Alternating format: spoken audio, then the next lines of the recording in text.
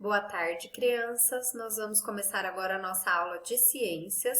Quero pedir, por favor, para que vocês abram o livro na página 115. O nosso título de hoje é Os diferentes hábitos alimentares dos animais. Sigam a leitura com muita atenção. Em um ecossistema, as plantas e as algas são seres vivos autótrofos porque produzem seu próprio alimento por meio da fotossíntese. Por isso, elas são consideradas os produtores em um ecossistema. Guardem isso aí. Os animais não conseguem produzir seu alimento e isso os obriga a consumir outros seres vivos para obter energia. Eles são denominados heterótrofos e são considerados os consumidores do ecossistema. Então, as plantas e as algas, que são seres autótrofos, ou seja, elas produzem o seu próprio alimento através da fotossíntese, elas são consideradas produtoras em um ecossistema. Já os outros animais que não conseguem produzir o seu próprio alimento são chamados de heterótrofos e são considerados consumidores em um ecossistema. Segundo parágrafo. Em relação ao tipo de alimento que consomem, os animais são classificados em herbívoros, carnívoros e onívoros. Vamos ver cada um deles. Os animais herbívoros são aqueles que se alimentam apenas de plantas. Eles recebem parte da energia que a planta produziu na fotossíntese. Por exemplo, se a planta consome a metade da energia que produz, ela vai armazenar a outra metade. Quando um gafanhoto se alimenta dessa planta, ele recebe parte da energia que a planta armazenou. Como a planta, ele também usa parte da energia que recebeu ao se alimentar e reserva a outra parte. Se o gafanhoto for ingerido por outro animal, a energia armazenada por ele será transmitida para o próximo e assim sucessivamente. Observe as imagens abaixo. Então, eu tenho aí duas imagens. Primeiro, a imagem de um inseto e a segunda, a imagem de um veado campeiro, um mamífero.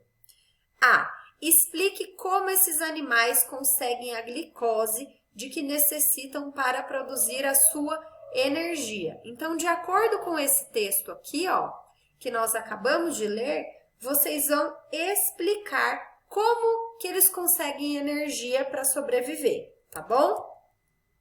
Página 116 agora. Próxima atividade, atividade B. Cite uma característica comum a esses dois animais, que pode ser identificada com base nas imagens. Vou dar uma dica. Ela tem a ver com alimentação. Então, vocês vão citar aí uma característica desses dois animais que é parecida, uma coisa que eles têm em comum. Letrinha C. Por que os animais herbívoros dependem da energia do sol para se alimentarem? Vocês têm que pensar aí do que eles se alimentam, para lembrar todo aquele processo que envolve o sol, enfim. Vamos lembrar aí por que os animais herbívoros, que são aqueles que comem plantas, eles dependem da energia do sol para se alimentar. Pensem no tipo de alimento deles. Agora vamos para o segundo tipo de animal. Os animais carnívoros são aqueles que se alimentam predominantemente de outros animais. Quando o animal mata o outro para se alimentar, ele recebe o nome de predador e o animal morto de presa. Já os animais onívoros, que é o nosso terceiro tipo de animal, eles são aqueles que se alimentam tanto de animais quanto de plantas. Então, eles se alimentam das duas coisas, os onívoros. O ser humano, o porco e a galinha são alguns exemplos de animais onívoros. Número 2. Desenhe no quadro a seguir um animal de acordo com cada hábito alimentar. Então, aqui vocês vão desenhar um animal carnívoro, aqui vocês vão desenhar um animal herbívoro e aqui vocês vão desenhar um animal onívoro, ok? Vamos agora para a página 117. Tem mais um textinho aí para a gente. Seguindo a leitura.